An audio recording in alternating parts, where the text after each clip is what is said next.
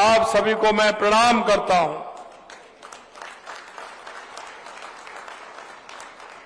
क्योंकि मैं आया था जो गिरदावर सर्किल पर हमारे ग्रामीण उत्थान शिविर चल रहे हैं। इन शिविरों के माध्यम से आमजन को लाभ कैसे मिले, लेकिन मैंने देखा यहां तो मुझे आप सभी के बड़ी संख्या में दर्शन करने का लाभ मिला है और आप सभी यहां पधारे हैं। इस शिविर के माध्यम से मैं आपको यह भी बताना चाहता हूं, क्योंकि कुछ यहां आज लोकार्पण भी हुए हैं और अभी आपके विधायक बता रहे थे कि यहां निवाई के अंदर कितने का काम हुआ है। 1100 करोड़ रुपए के काम तो निवाई विधानसभा के अंदर हुए हैं।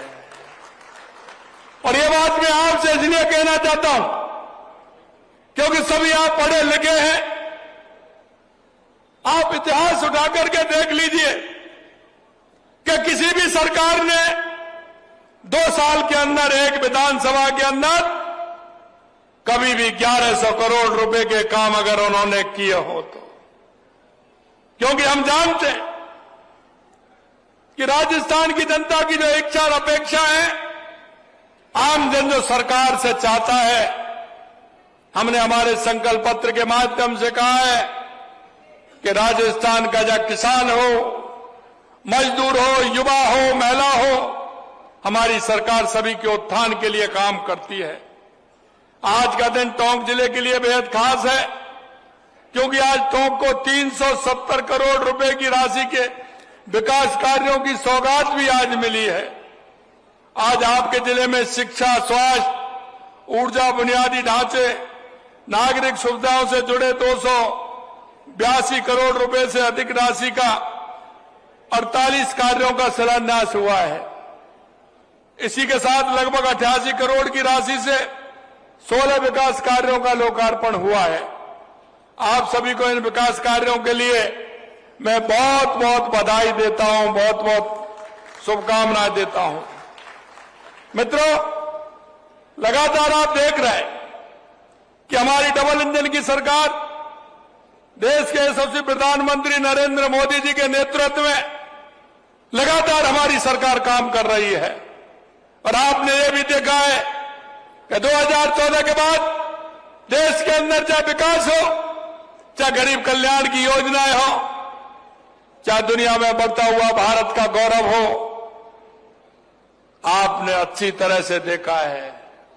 आपने यही नहीं, आतंकवाद का खात्मा भी आपने देखा है। किस तरह की स्थिति होती थी, देश के यशस्वी प्रधानमंत्री नरेंद्र मोदी जी के नेतृत्व में लगातार हमारा प्रदेश और हमारा देश आगे बढ़ रहा है।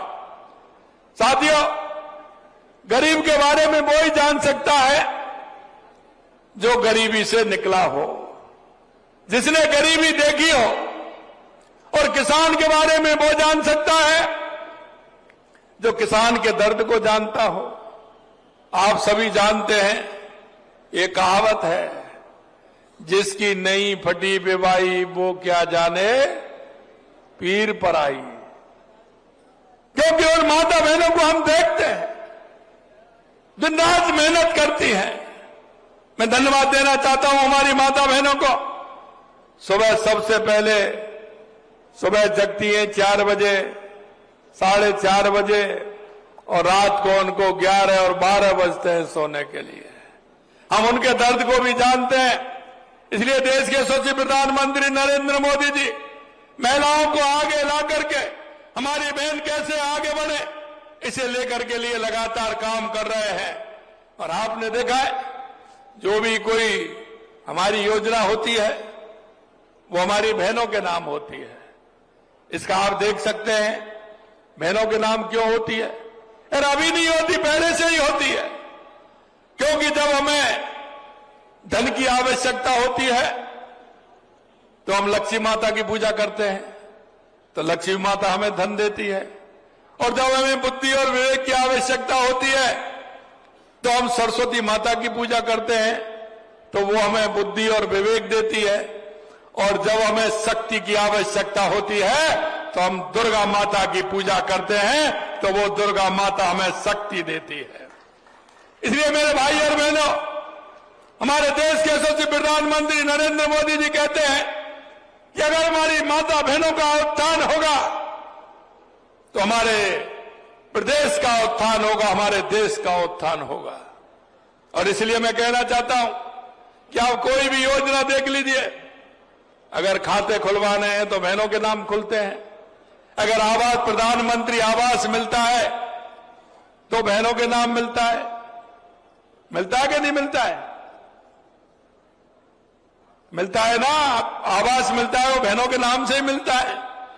और मैं कहना चाहता हूं, राजीव काम है, हमारी बहनें जिस तरह से काम करती हैं तो वो भी हमारा एक काम होता है। सारे काम, अब गैस सिलेंडर मिलता है तो माता बहनों के नाम मिलता है, अगर गैस में सब्सिडी मिलती है तो वो बहनों के खाते में जाती है। इसलिए मैं कहना चाहता हूं, और हमने ऐसे ही देख करके, आपने देखा होगा, क्योंकि किसान जो हमारा काम करता है उसके साथ साथ पशुपालन का काम भी करता है। हम किसान को हर तरह का लाभ दे रहे हैं, और इसीलिए हम कहते हैं कि अगर हमारा किसान आगे बढ़ेगा तो हमारा प्रदेश और हमारा देश आगे बढ़ेगा। मोदी जी ने 4 जातियां बताई, हमारे देश के यशस्वी प्रधानमंत्री नरेंद्र मोदी जी ने। 4 जातियां कौन सी है? एक है किसान, एक है मजदूर, एक है युवा, और एक है हमारी बहन महिला। और इसे लेकर के हम आगे बढ़ते हैं। मैं आपसे यही कहना चाहता हूं, हमारे किसानों के उत्थान के लिए हमारे देश के यशस्वी प्रधानमंत्री नरेंद्र मोदी जी किसान सम्मान निधि देते थे, तो हमारी सरकार ने भी किसान सम्मान निधि देना प्रारंभ किया है। आपने देखा होगा 22 जनवरी को आपके खाते में राजस्थान जो हम मुख्यमंत्री किसान सम्मान निधि देते हैं उसका पैसा आया कि नहीं आया?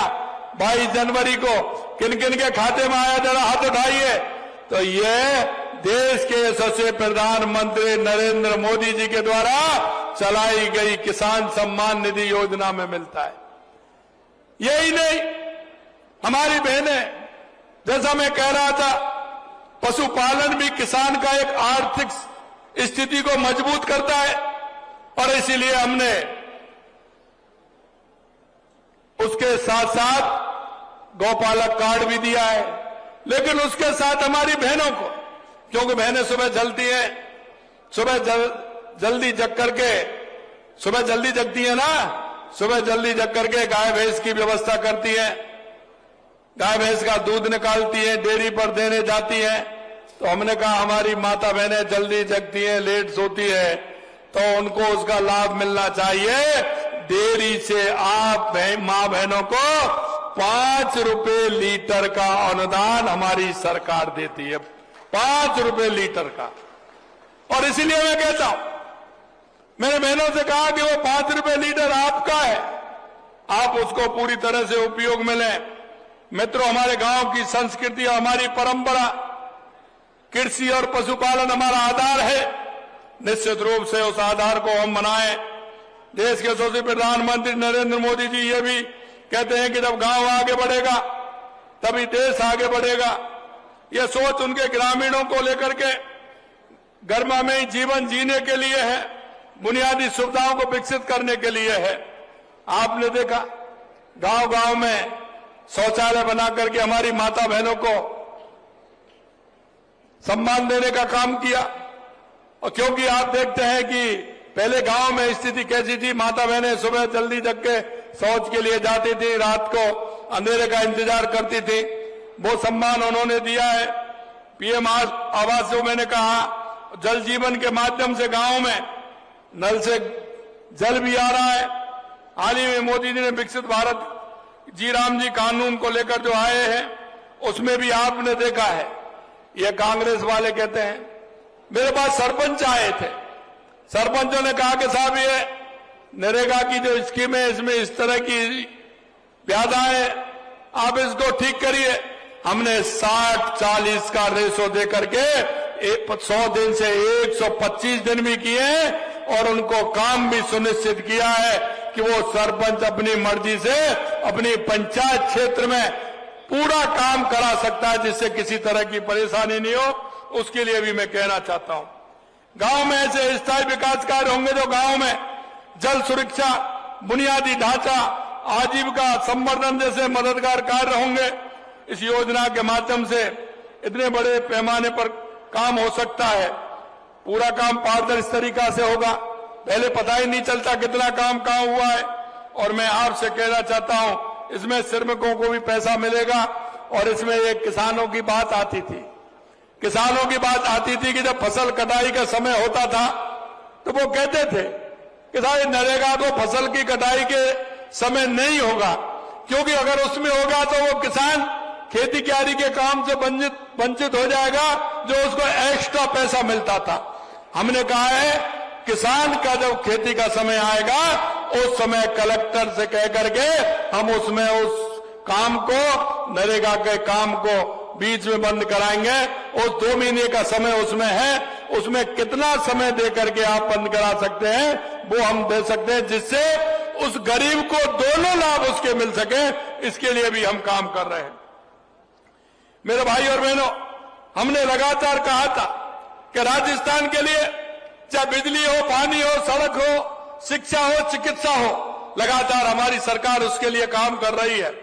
आपसे मैं कहना चाहता हूं कि आप देख रहे हैं पानी के लिए हमारी ईआरसीपी की योजना हो, चाहे हमारा यमुना समझौता हो, इंदिरा गांधी गंग नहर हो, या हमारा ब्राह्मणी नदी से हमारे बीसलपुर में पानी आना हो, चाहे सोम कमलाम के माध्यम से जमाई डैम में पानी जाना हो,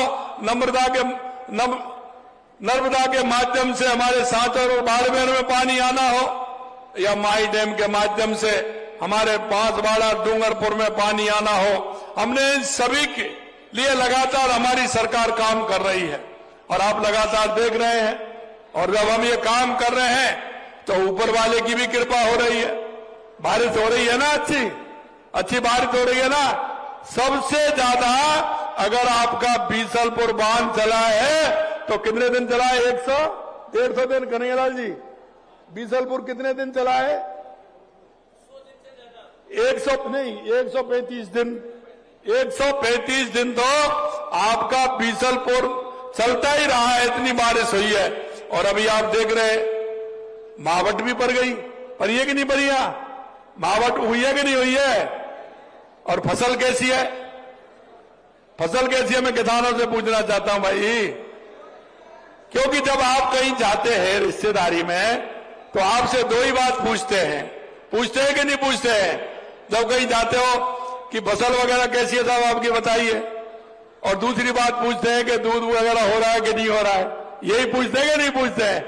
सबसे पहले जब आप जाके पहुंचते हो तो अब इसलिए हमने कहा है कि फसल भी अच्छी हो रही है, और इसीलिए हमने गौपालक क्रेडिट कार्ड दिया है आपको कि आप जाइए आराम से। पहले किसान क्रेडिट कार्ड मिलता था, अब आपको गौपालक क्रेडिट कार्ड मिलेगा।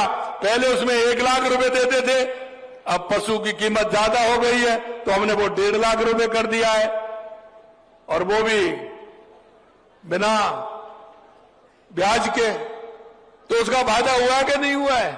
अब किसान को तो यही चाहिए ना कि उसको ठीक प्रकार से अगर ऋण मिल जाता है तो वो गाय भैंस खरीद लेता है, तो उसके घर की स्थिति भी सुधरती है और बच्चों को दूध भी मिलता है। इसलिए मेरे भाइयों बहनों, मैं कहना चाहता हूं आपसे कि लगातार हमारी सरकार किसान के उत्थान के लिए, युवा के उत्थान के लिए, माता बहनों के उत्थान के लिए काम कर रही है। अगर मैं युवाओं की बात करूं तो आप देखते हैं हमारा किसान का बेटा शहर में जाता था, कमरा लेता था, मकान लेता था, हॉस्टल में जाता था और कोचिंग करता था, लेकिन दिल्ली सरकार में पेपर लीक हो जाते थे, उसके सपने टूट जाते थे। मैं आपसे कहना चाहता हूं मेरे भाई और बहनों, और मैं युवा साथियों से भी कहना चाहता हूं, आप मन लगा करके जोरदारी से पढ़िए, कोई पेपर भी लीक नहीं होगा और आपके सपनों का मेहनत करते हुए आपको रोजगार मिलेगा, ये भी मैं कहना चाहता हूं। हमने अब तक 1 लाख से ऊपर नियुक्ति पत्र दिए, 1,44,000 पाइपलाइन के अंदर चल रहे हैं, और 1 लाख का हमने जनवरी से दिसंबर तक का हमने कैलेंडर निकाल दिया है कि कब विज्ञप्ति निकलेगी, कब पेपर होंगे, कब उसकी जांच होगी, कब परिणाम आएगा, कब आपको नियुक्ति पत्र मिलेगा। पूरा हमने 1 लाख युवाओं के लिए हमने पूरा कैलेंडर निकाला है। मैं ये भी कहना चाहता हूं मेरे भाई और बहनों, आपको बिजली की परेशानी हो रही है क्या? अरे बिजली की परेशानी मैं इसलिए कहना चाहता हूं, कांग्रेस के लोग कहते हैं कि बिजली दिल में नहीं मिल रही है किसान को। आपको मिल रही है कि नहीं मिल रही है? मैं ये कहना चाहता हूं आपको, हमने कहा था कि 2027 तक किसान को हम दिन में बिजली देंगे। आज हम आपसे कह सकते हैं कि राजस्थान के 22 जिलों में हम दिन में बिजली देने का काम कर रहे हैं, जिससे किसान को किसी भी तरह की परेशानी नहीं हो। और हम आज भी हम आपसे कहना चाहते हैं कि 2027 तक हम हर किसान को पूरी तरह से दिन में बिजली देंगे, उद्योग को पूरी बिजली देंगे, उपभोक्ता को पूरी बिजली देंगे। मेरे भाइयों बहनों, लगातार इस ग्राम उत्थान के काम हो रहे हैं। इस ग्राम उत्थान के काम में कौन कौन से काम हो रहे हैं वो भी मैं आपको बताना चाहता हूं कि लगातार इसमें काम हो रहे हैं। इसमें शिविरों के माध्यम से किसानों के, पशुपालकों और ग्रामीण परिवारों को सरकार की विभिन्न योजनाओं के बारे में जागरूक किया जा रहा है। इसमें उनकी समस्याओं का समाधान भी हो रहा है। शिविरों के अंदर हर गिरदावर सर्किट पर लगाए जा रहे हैं ताकि किसान और ग्रामीणों को उसका फायदा मिल सके। अभी मैंने एक बूढ़ी मां को एक उसके पट्टे का प्रमाण पत्र भी दिया था। कई को आपने देखा, हमने उनकी योजनाओं का लाभ भी उनको मिला है। सरकार स्वयं आपके द्वार पहुंच रही है। इन शिविरों में जो मूल भावना है, हर व्यक्ति को सरकार की योजनाओं का लाभ मिले, उसका लाभ मिल रहा है। ग्रामोत्थान शिविर में किसानों की जरूरतों को ध्यान में रखते हुए तारबंदी, डिग्गी निर्माण, पाइपलाइन, फार्म पॉन्ड, फव्वारा एवं ड्रिप सिंचाई, प्लास्टिक बल्ब और सौर पंप जैसी महत्वपूर्ण योजनाओं के लिए मौके पर स्वीकृतियां मिल रही हैं। जो आपको आवश्यक, जो किसान के लिए जरूरत है, उस काम के लिए ये हमारा ग्रामोत्थान शिविर लगाया जा रहा है। मैं आपसे इतना ही कहना चाहता हूं कि सरकार की योजनाओं का पूरा लाभ ले और लाभ लेते हुए हमारे सभी किसान मजदूर भाइयों का जीवन स्तर ऊंचा उठाने का काम करें। पशुपालक भाइयों के लिए सरकार पूरी संवेदनशील कार्य कर रही है। मुख्यमंत्री मंगला पशु बीमा योजना के अंदर पशुओं का पंजीकरण किया जा रहा है। मौके पर ही स्वास्थ्य प्रमाण पत्र दिया जा रहा है। पशुधन सुरक्षित और स्वस्थ रहे, इसके लिए पशुओं की प्राथमिक चिकित्सा टीकाकरण की व्यवस्था हो रही है। डेयरी क्षेत्र को मजबूत करने के लिए प्राथमिक डेयरी सहकारी समिति और डेयरी सहकारी समितियों का पंजीकरण किया जा रहा है। ग्रामीणों को उनकी संपत्ति अधिकार दिलाने की दिशा में स्वामित्व कार्ड का वितरण हो रहा है। बंटवारे का काम हो रहा है। अगर कोई छोटी मोटी गलती है तो उसकी दुरुस्तीकरण का काम भी हो रहा है। ऊर्जा के क्षेत्र में आत्मनिर्भर बढ़ावा देने के लिए पीएम सूर्य घर योजना के तहत पंजीकरण किया जा रहा है ताकि आम परिवार और सौर ऊर्जा से जुड़कर अपनी बिजली खर्च को कम कर सके। जल संरक्षण में हमारी संस्कृति और भविष्य दोनों से जोड़ा जा रहा है। वंदे गंगा जल संरक्षण अभियान को जन जन तक पहुंचाकर आपके गांव में कोई भी एनीकट, कोई भी तालाब, कोई भी नहर ऐसी है जिसकी आपको आवश्यकता है, उसको चिन्हीकरण भी किया जा रहा है, जिससे आने वाले समय में आपकी उसको बना करके आप पानी का संग्रह कर सकें, संग्रहण करते हुए उसको उपयोग में ले सकते हैं। प्रधानमंत्री आवास के तहत बने आवासों को लाभार्थियों को आज गृह प्रवेश कराकर उनको चाबी सौंपी गई है। साथियों, अब तक पूरे राजस्थान में 941 शिविर लगाकर 28 लाख से अधिक लोगों को लाभ पहुंचाया गया है। शिविरों में 50,000 से अधिक सोयल हेल्थ कार्ड का वितरण किया जा रहा है। 33,000 स्वामित्व कार्ड का वितरण किया गया है। 15,000 से अधिक किसान क्रेडिट कार्ड के आवेदन लिए गए हैं। 2,60,000 पशुओं को प्राथमिक चिकित्सा की गई है। 20,000 पशुओं का टीकाकरण किया गया है। पीएम सूर्य घर योजना के 20,000 पंजीयन हुए हैं।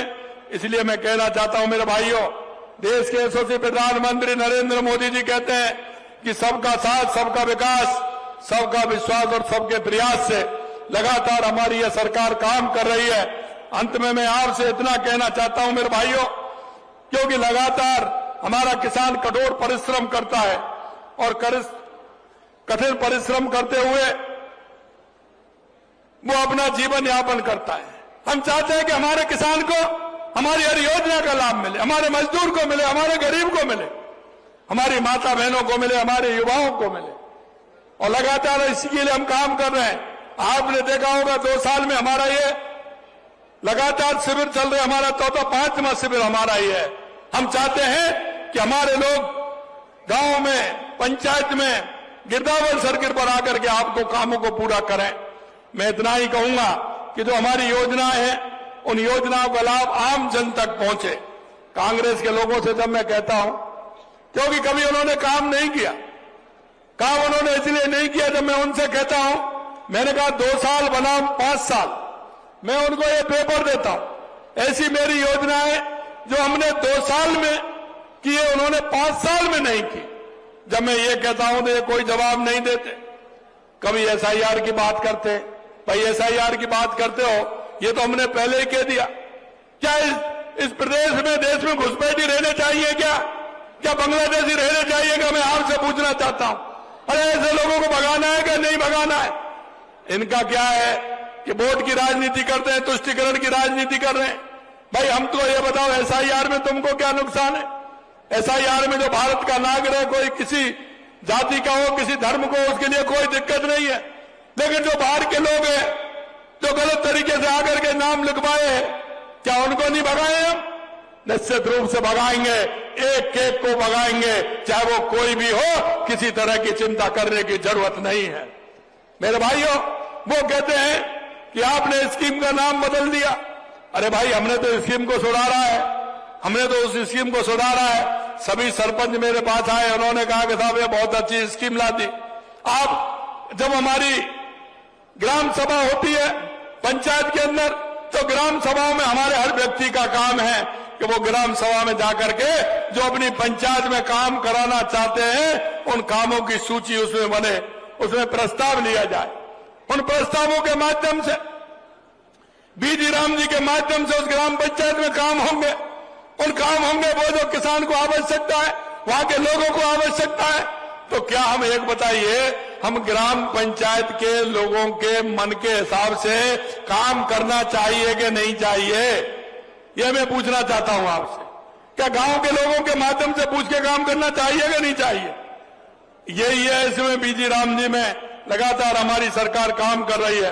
अंत में इतना कहूंगा कि ये लोग जिस तरह से इन्होंने युवाओं के साथ, किसानों के साथ, महिलाओं के साथ, गरीब के साथ इस सरकार ने धोखा किया है। कांग्रेस भ्रष्टाचार की जननी है और भ्रष्टाचार इनके अंदर समाया हुआ है। ये भ्रष्टाचार करते हैं। हमने कहा कि आप कोई भी भ्रष्टाचार आपने किया है, हमारी सरकार आपको छोड़ने वाली नहीं है।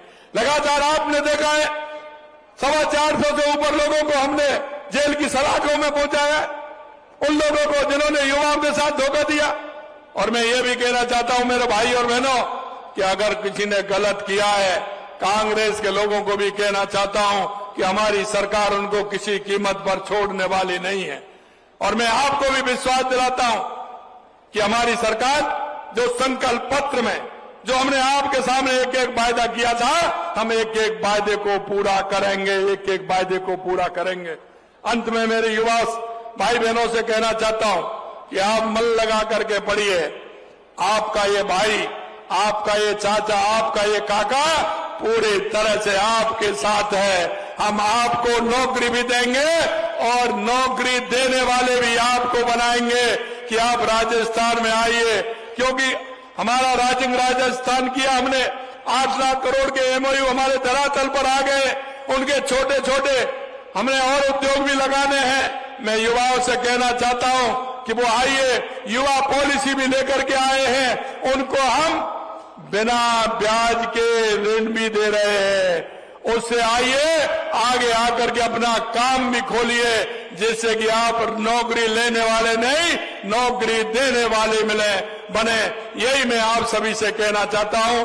आप लोग इतनी बड़ी संख्या में इस ग्राम उत्थान शिविर में आए हैं, निश्चित रूप से मैं बहुत ही सौभाग्यशाली हूं कि आप सभी के दर्शन का लाभ मिला है।